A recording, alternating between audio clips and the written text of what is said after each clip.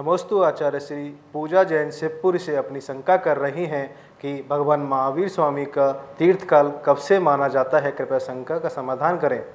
किसी भी तीर्थंकर का जो तीर्थकाल होता है वो उनके केवल ज्ञान हो जाने के बाद प्रारंभ होता है। इस बात को ध्यान रखना। जब उनको केवल ज्ञान होता है और उनकी जो दिव्य ध्वनि फिरती है, उस दिव्य ध्वनि से ही उनका तीर्थ काल माना जाता है। तीर्थ की उत्पत्ति हो गई। तीर्थ मतलब दिव्य उपदेश, दिव्य ध्वनि, जिसको सुन करके भव्य जीव भव सागर से तर जाते हैं, जो तारने में कारण बनती है। ऐसा जो दिव्य उपदेश, दिव्य ध्वनि है, वही तीर्थ कहलाती है। भगवान की जो वाणी है उसे तीर्थ कहते हैं, क्योंकि उस तीर्थ के माध्यम से संसार सागर से तरा जा सकता है। ठीक है ना। तो प्रत्येक तीर्थंकर जब तक गृहस्थ काल में घर में रहते हैं या परिवार के साथ रहते हैं, अपने राजमहल आदि में रहते हैं, तब तक उनका तीर्थ नहीं कहलाता है। तीर्थ काल प्रारंभ जो है केवल ज्ञान हो जाने के बाद दिव्य ध्वनि खिलती है। महावीर स्वामी को केवल ज्ञान हो गया पर तीर्थ काल प्रारंभ नहीं हुआ। देखिए क्यों नहीं हुआ।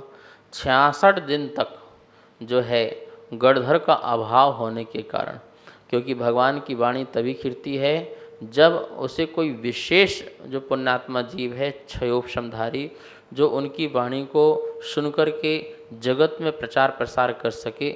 ऐसे गणधर जो परमेष्टि होते हैं, तो उनके सभा में गणधर का अभाव होने के कारण उनकी 66 दिन बाद जो है दिव्य ध्वनि खिरी थी। तो महावीर स्वामी अपने परिवार में, घर में से 30 वर्ष तक घर में रहे, 12 वर्ष तक कठोर साधना की और इसके बाद उनको केवल ज्ञान प्राप्त हुआ। तो 30 और 12 42 वर्ष और प्लस 66 दिन, इतने समय बीत जाने के बाद जो है उनका तीर्थ काल जो है प्रारंभ हुआ था। नमोस्तु आचार्य श्री निशांत जैन गुवाहाटी से अपनी शंका कर रहे हैं कि तीर्थंकर केवली के निकट सामान्य केवली भी होते हैं। क्या वे तीर्थंकर केवली को नमोस्तु करते हैं? कृपया शंका का समाधान कीजिए। तीर्थंकरों का समोषण लगता है और उस समोषण में सामान्य केवली भी मौजूद होते हैं, विद्यमान होते हैं। ठीक है ना। जिनको केवल ज्ञान प्राप्त हो गया है, ऐसे केवली भी वहाँ पर विराजमान होते हैं। और इस बात का हमें ध्यान देना है कि सामान्य केवली जो हैं तीर्थंकर केवली के सामने नहीं बोलते हैं। ये ऐसा ही नियोग समझना। ठीक है। एक बात तो ये समझना। अब रही बात नमोस्तु की, तो नमोस्तु, प्रति नमोस्तु आदि तभी होता है जब मोहिनी कर्म का सद्भाव होता है। मोहिनी कर्म होता है तो उसके प्रभाव से जो विशेष अनुराग पैदा होता है, तब कहीं जाकर के हमारा नमन, बंदन, नमोस्तु आदि निकलता है। लेकिन सामान्य केवली के भी मोहिनी कर्म का अभाव हो गया, मतलब प्रशस्त राग का अभाव हो गया है।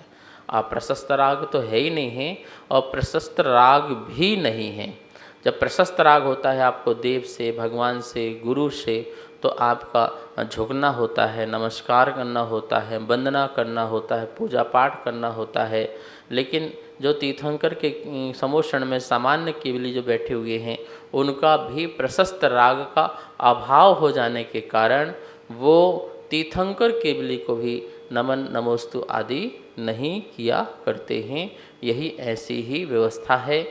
हम लोग भी अपने मोहिनी कर्म आदि का अभाव करें तो हमें भी कहीं किसी जगह झुकना नहीं है, अपनी आत्मा को सुंदर बनाना है।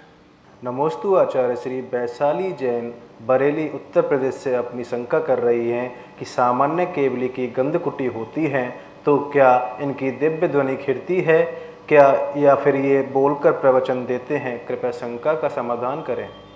सामान्य केवली और तीर्थंकर केवली, इन दोनों की अपनी अपनी विशेषता होती है।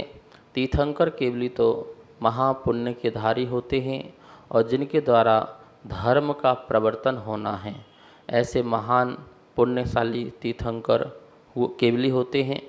तीर्थंकर केवली का समोषण होता है, विशाल समोषण होता है।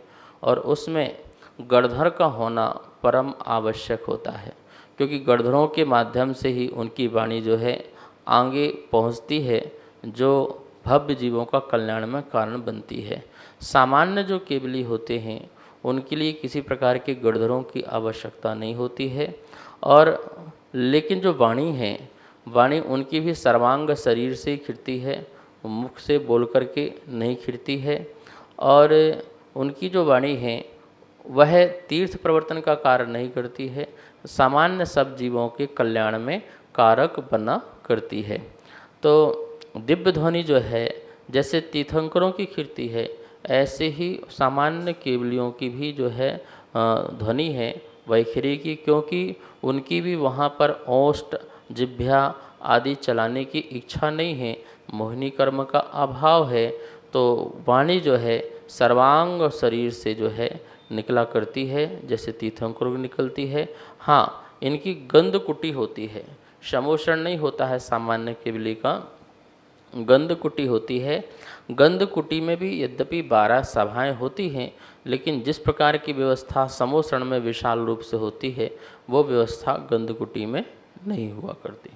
नमोस्तु आचार्य श्री। आगम जैन कानपुर से अपनी शंका कर रहे हैं कि परमात्मा और जीव को पदार्थ क्यों कहा है, जबकि ये दोनों चेतन स्वरूप हैं। कृपया शंका का समाधान करें। परमात्मा भी एक पदार्थ है और जीव भी एक पदार्थ है। दोनों चैतन्य होते हुए भी पदार्थ दोनों अलग अलग हैं, इस बात को ध्यान रखेंगे। पदार्थ मतलब क्या है? जो पर्याय को ही लक्षित करती है, पर्याय को ही अपना विषय बनाती है, वो पदार्थ होता है। मतलब कि जो जिस अवस्था में है उस अवस्था का जो नाम है वो पदार्थ कहलाता है। जैसे परमात्मा जो है शुद्ध चैतन्य हो चुके हैं, तो वो शुद्ध चैतन्य पदार्थ है। और जीव जो है अभी 10 प्राणों से संपन्न है, संसारी है, इसलिए वह अशुद्ध जीव कहलाता है, अशुद्ध पदार्थ कहलाता है। तो जीव जो है 10 प्राण आदि होने के कारण, कर्म से संपन्न होने के कारण वह अशुद्ध पदार्थ है। और परमात्मा जो है प्राण आदि से रहित, जो सिद्ध परमात्मा जैसे हैं, तो वह भी एक पदार्थ है। पर कैसा पदार्थ है? वह शुद्ध पदार्थ है। तो ये जो पदार्थ की जो बात कही जाती है वो पर्याय को लेकर के कही जाती है। जो जिस समय हालत में है, अवस्था में है, उस अवस्था का जो नाम है उसका नाम पदार्थ कहलाता है। एक आत्मा है जो संसार में भटक रही है और एक आत्मा है जो परमात्मा बन गई है।